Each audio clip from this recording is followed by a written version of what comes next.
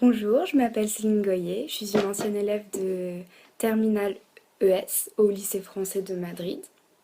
Donc en maths, j'avais des réelles difficultés, mes notes tournaient autour de 7, de 8 au plus, en tout cas toujours en dessous de la moyenne. Je ne comprenais ni mes erreurs, ni ce qui était correct, donc j'avais vraiment pas l'esprit mathématique. J'étais très distraite dans mes raisonnements, je me perdais au fil de l'exercice. Et les maths étaient devenues depuis plusieurs années une réelle cause désespérée. Sauf que à l'approche du bac, il a fallu penser à des cours particuliers qui se sont très vite imposés à l'esprit. J'avais eu par d'autres élèves de la classe des éloges de Didax, notamment de Steve, et par conséquent, j'ai bien sûr fait appel à eux.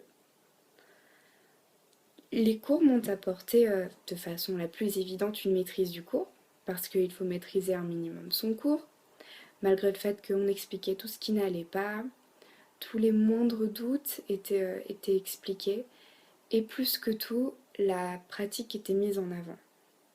C'est-à-dire qu'on explorait un panorama le plus large possible des problèmes que l'on pouvait rencontrer pour être paré à toutes les éventualités.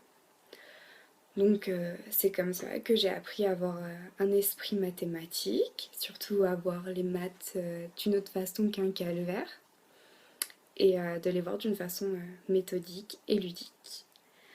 Alors, au final, je pense que ces cours apportent plus que tout un encouragement très important. Ils ont une disponibilité sans faille, même à des heures tardives, etc. S'il y avait un problème, ils étaient vraiment toujours disponibles.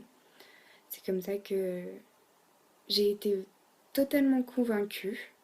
Ce sont des personnes très accessibles, très ouvertes, qui, qui t'aident tout le temps dès que l'on en a besoin.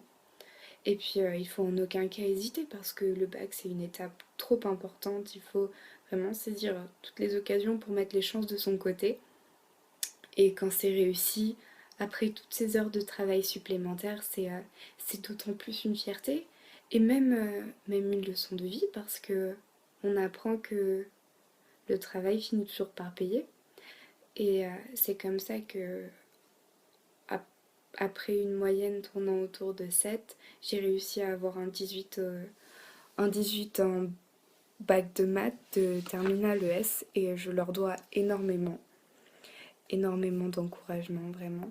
Et, euh, et j'ai pu être fière de moi et reprendre toute confiance en maths.